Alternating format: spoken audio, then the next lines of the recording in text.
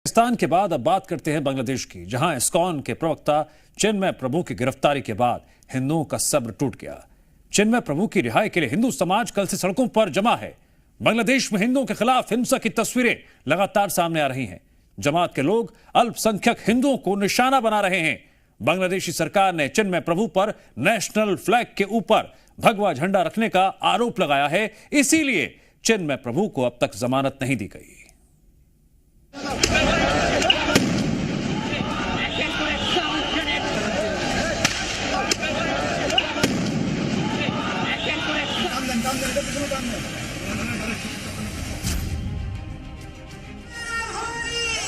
बांग्लादेश में चिन्मय प्रभु की गिरफ्तारी से हिंदू समाज काफी गुस्से में है।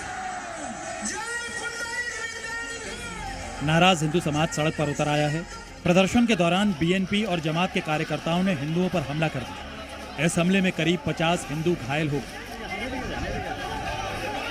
हैरानी की बात यह है कि इन हिंसक घटनाओं के दौरान यूनुस प्रशासन और पुलिस ने कोई कार्रवाई नहीं की। शाहबाग के हमले के समय पुलिस और प्रशासन मूकदर्शक बने रहे, लेकिन बांग्लादेश से आई तस्वीरें इन हमलों की चीख चीख कर गवाही दे रही हैं। इससे पहले बीती रात हजारों की संख्या में हिंदुओं ने जय सियाराम और हर हर महादेव के जयकारे लगाते हुए मौलवी बाजार में विशाल मशाल रैली निकाली।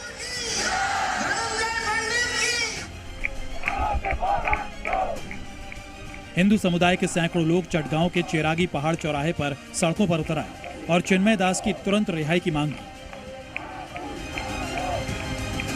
ढाका में भी हिंदू समाज ने गिरफ्तारी के विरोध में शाहबाग चौराहे को जाम कर दिया।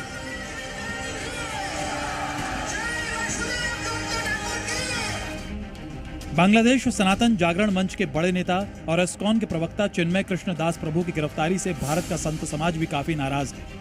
बाबा बागेश्वर ने बांग्लादेशी हिंदुओं को एकजुट रहने की सलाह दी। ये सब चालें हैं, बांग्लादेश में हिंदुओं को खत्म करना चाह रही वहाँ की सरकार। वहाँ के हिंदू बुजदिल हैं, उनको तुरंत एक होकर सड़कों पर आकर वहाँ विरोध करना चाहिए और उनको तुरंत छुड़वाना चाहिए और इस प्रकार का कृत्य करने वाली सरकार को मुंह तोड़ जवाब देना चाहिए, बांग्लादेश की सरकार को। अब आपको बताते हैं कि बांग्लादेश की यूनुस सरकार के निशाने पर हिंदू आखिर क्यों है। दरअसल हिंदुओं की धार्मिक आजादी से जमात नाराज रहता है, इसलिए हिंदुओं को दबाने के लिए जमात के लोग उनकी जमीनों पर कब्जा भी करते हैं। साथ ही जमात इस्लाम के समर्थक हिंदुओं से भड़कते भी हैं। इसकी बड़ी वजह है बांग्लादेश में हिंदुओं का अल्पसंख्यक होना। 17 करोड़ की आबादी वाले बांग्लादेश में सिर्फ 1 करोड़ 35 लाख हिंदू हैं, यानी सिर्फ 8%। संत समाज ने चिन्मय प्रभु की जल्द रिहाई और बांग्लादेश में हिंदू अल्पसंख्यकों के अधिकारों और सुरक्षा के लिए भारत सरकार से एक्शन लेने की गुजारिश की। स्वामी कृष्ण चैतन्य दास जी को जो गिरफ्तार किया बांग्लादेश सरकार ने, मैं उसकी निंदा करता हूं और भारत सरकार खास करके विदेश मंत्रालय से आग्रह करता हूं कि बांग्लादेश में जिस प्रकार से सामूहिक रूप से हिंदुओं के साथ अत्याचार हो रहा है, उस पर भारत सरकार को सख्ती से एक्शन लेना चाहिए और चिन्मय कृष्ण दास जी को तुरंत रिहा करना चाहिए, क्योंकि संत कभी भी आतंकवादी नहीं हो सकते हैं और वो एक अच्छे संत हैं और उन्होंने प्रचार प्रसार के साथ में सामाजिक सेवाएं बहुत की हैं। चिन्मय कृष्ण दास की हवाई अड्डे से राजद्रोह के आरोप में गिरफ्तारी की खबर ये चिंताजनक है। ऐसी संस्था का और ऐसे सन्यासी का किसी तरह के आतंकवाद से कोई संबंध हो ही नहीं सकता।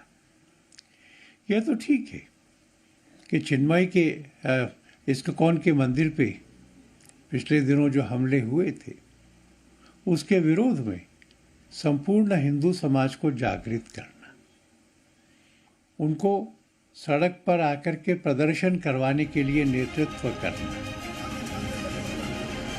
अब आपको बताते हैं कि कौन है चिन्मय प्रभु जिनकी गिरफ्तारी से पूरा हिंदू समाज गुस्से में है। बांग्लादेश सनातन जागरण मंच के प्रमुख नेता और बांग्लादेश सम्मिलित सनातन जागरण ज्योति समूह के सदस्य, साथ ही इस्कॉन चटगांव के पुंडरीक धाम के अध्यक्ष और बांग्लादेश में इस्कॉन के प्रवक्ता रहे। इन सबसे ऊपर चिन्मय प्रभु की पहचान बांग्लादेशी हिंदुओं पर अत्याचार की मजबूत आवाज के तौर पर की जाती है। बांग्लादेश में चिन्मय कृष्णदास की गिरफ्तारी के खिलाफ वाराणसी में भी लोगों ने प्रदर्शन किया। चिन्मय प्रभु ने बांग्लादेश में हिंदुओं पर हुए अत्याचारों के विरोध में कई रैलियां की।